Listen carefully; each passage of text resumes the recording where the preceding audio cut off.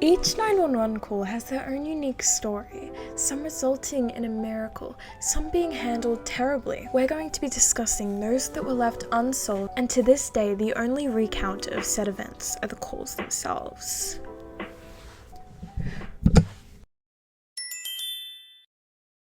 This is Ruth Price of 3877. What's the problem, ma'am? Oh, well, there's some guy been checking the place out. How? Well, he went in the back. I have an apartment in the back, and he said he was looking for a guy. And he comes to my door. Yes? And said he's looking for an apartment. So I live alone, and I'm an old lady. Mm-hmm. And I'm Where is he now, ma'am? I don't have no idea.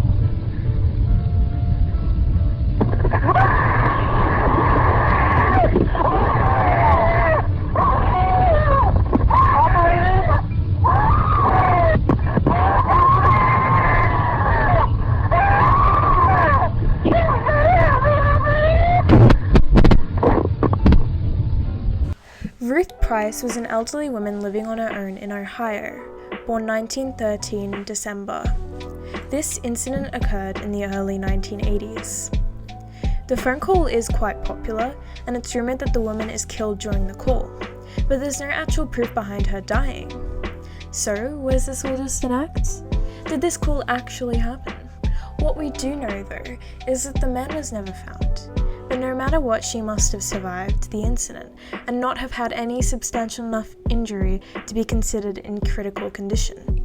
911 instructors claim that this call is true and Ruth Price did indeed die, but it seems that they were at the very least lying about her condition.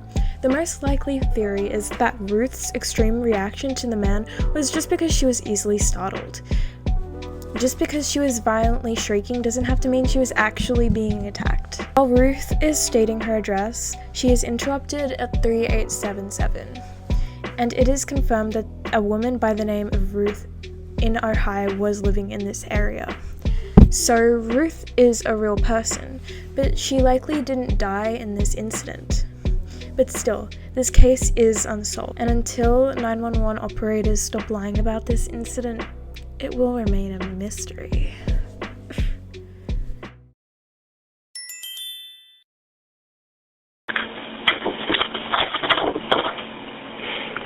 Shannon.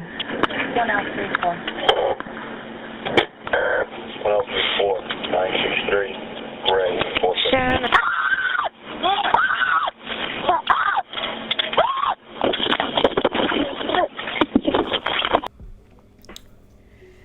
Shannon Gilbert, a 24-year-old sex worker in Long Beach Island, New York, called 911 after arriving at a client's house claiming to be followed by someone. She was spotted hiding behind sofas and yelling at her taxi driver by passersby and seemed to be having some kind of episode. After many investigators had analysed the call, they concluded that she must have been doing drugs and was just paranoid, and her body, along with her belongings, were found in a nearby river. This conclusion seems to make sense, but I firmly believe that this was actually the case of murder. Whilst the police were searching for Shannon's body, they found 10 other bodies of prostitutes that had been violently killed. This mainly consisted of toddlers and young women.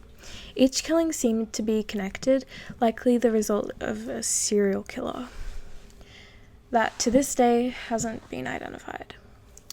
Shannon's family had also conducted a private autopsy to find that there was strong evidence of strangulation. And just think, if she was so far from sobriety, how would she have spoken so clearly to the operator? And how did she even dial in the first place? I think this call has definitely given the police a good lead into many other killings, but they just haven't taken the full opportunity yet. 20:35, 20 seconds, February 4, 2011. Broncos 911, where's your emergency? This is well with the track for 2619 Savannah Hill Circle. Go ahead, sir. Yeah, 2619 Savannah Hill Circle, and my grandson is missing. He's about 18 months. And We can't find him anywhere. Any obvious signs of injury or anything like that? No. Has he started like crawling or walking? He's walking, but we can't find him anywhere. What was he last seen wearing? A plaid, dark brownish plaid shirt and blue jeans. He didn't have any shoes on. Had socks on. That's it. You know, I don't know how. Josh. What is your name? Josh. My name is Jerome Davis. How long ago? We've been looking for him for about 20 minutes. Okay. I want to get somebody heading that direction, okay? Just keep looking for him. If you find him, give us a ring back. Let me verify. 2619 Savannah Hill Circle, all right? Right. Okay, I'll get him rolling.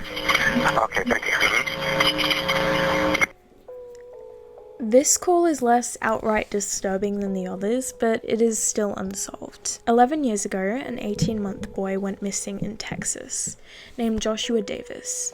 This 911 call was dialed about an hour after his disappearance.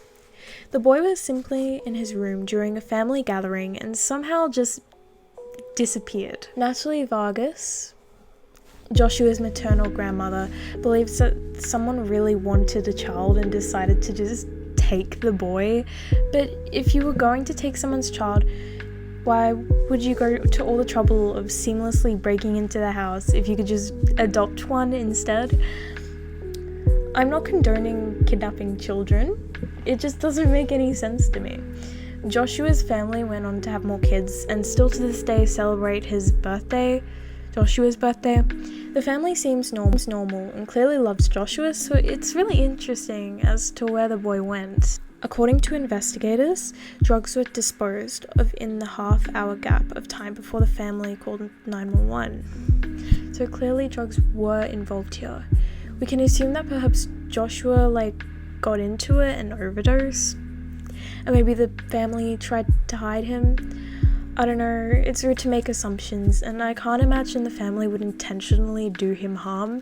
So yeah, that's just a theory that me and other people have kind of agreed on, but that's all we really